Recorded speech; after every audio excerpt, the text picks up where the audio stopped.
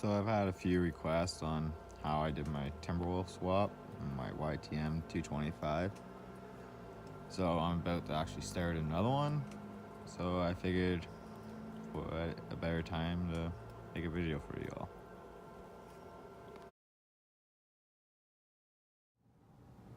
So in order to do your swap, you're gonna need a Timberwolf motor, obviously.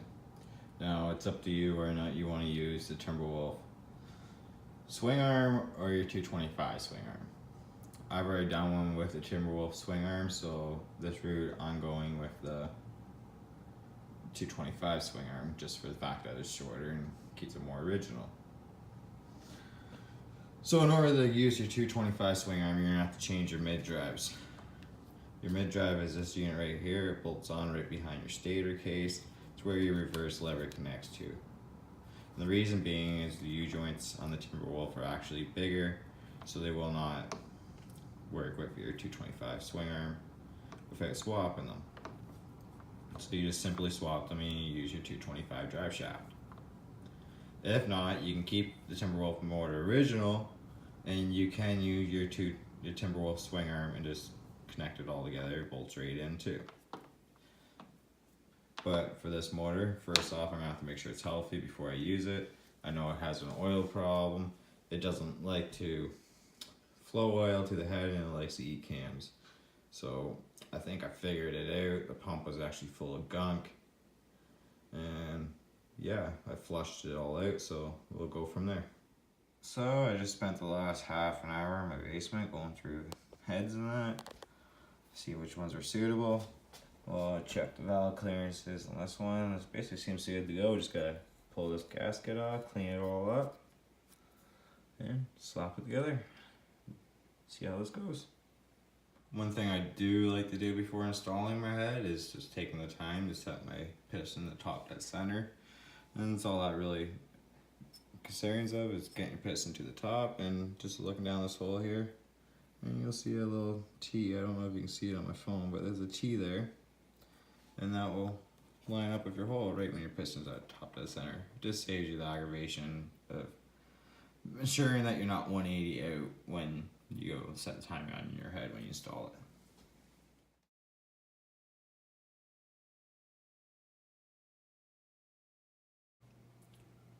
So I've cleaned the head now, I've slapped on with a new head gasket. And before I even take the time to bolt down my head, I like to set my timing. You can do it whichever way you prefer, but I would just prefer to do it this way. And I like to tie a rope to my timer chain in case I drop it down there. Saves you from having to fish it out or just pull the head off and grabbing it simply. But I like to do it this way because I'm pretty clumsy and drop things. So keep everything on and just unbolt it until then. So I set the timing. How you set the timing is there's this little notch here on the top. What you want to do is you want to line your sprocket up with this. The sprocket only goes on one way because there's a keyway here in the journal. And then you're going to come down here and you got this inspection plug and it's going to show you this T here. This T here, as long as this here is lined up with this and your piston is at top dead center, you're in time. So next step will be the bolting down these 4 head bolts. These 2 head bolts that go to the cylinder. And this here, I recommend torquing to 43 pounds. I believe that's actually what the manual says to do. If you don't, you're just asking for problems real quick. So yeah, we'll bolt this all up and hook some wiring and feel up to it and put a carb on it and see what happens.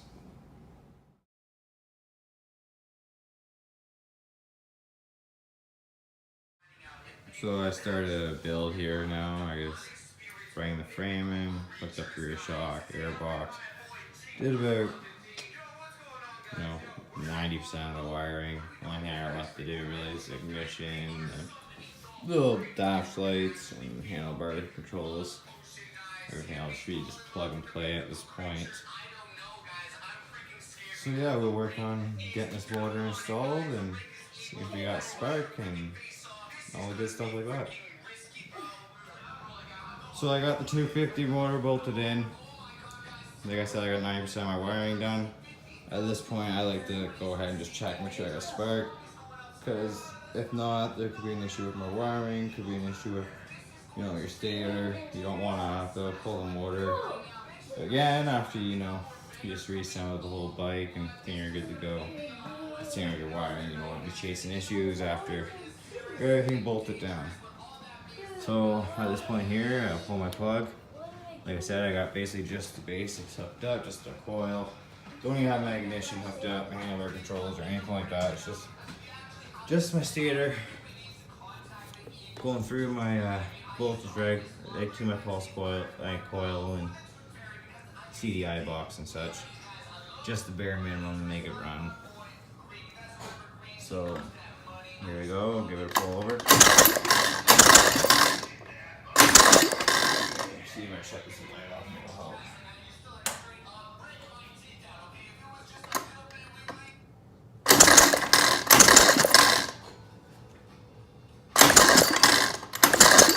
I'm seeing a spark. I'm not saying it's actually not that strong.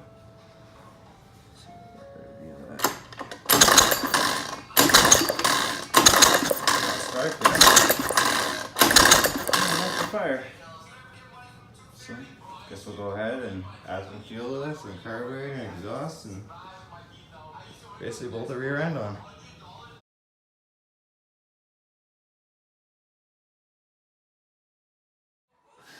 So I've gone ahead and basically just bolted the rest of the bike together because I knew I had spark and compression and really the only thing after that's fuel. So gone ahead and bolted up my exhaust. I don't know if you can really see in there right now, but I got my carburetor, everything all hooked up. I am running a 225 head on it, just that's what I had available to use. And yeah, I do need a seat for it basically, but surprisingly I had enough spare parts to build this bike. So I got all my electrical hooked up, handlebar controls, brakes. Do need a new front cable for the front brakes to work, but handbrakes, foot brakes, all function. But like I said before, yeah, I forgot to put my shock fork boot on, so I will have to disconnect this and put it back on. But yeah, you have to change your mid-drive from your 225 so your adapter can go in there, because if not, your U-joints are going to be too big and they will not work with this swing arm. But yeah, she's all bolted up together now. Just gotta put the recoil on it, fuel line, and take her outside and fire it up.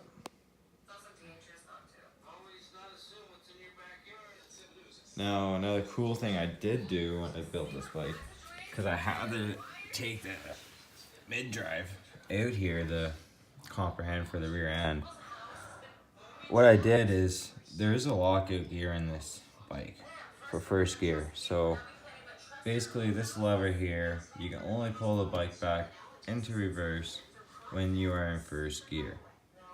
Well, by actually removing that lockout pin, you can put the bike in the reverse in any gear. And with that being said, that gives you all 5 gears reverse. So I can be in first, second, third, fourth, or fifth, and simply pull my lever back.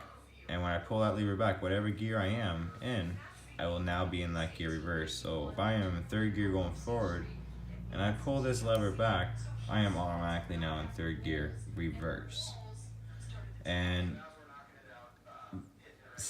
another cool thing is say I go in the reverse, I can also shift through my gears now. So I have options of all 5 gears backwards, which, it's not really safe to go fast backwards, but wheel spin can help a lot when trying to get out of mud and stuff like that.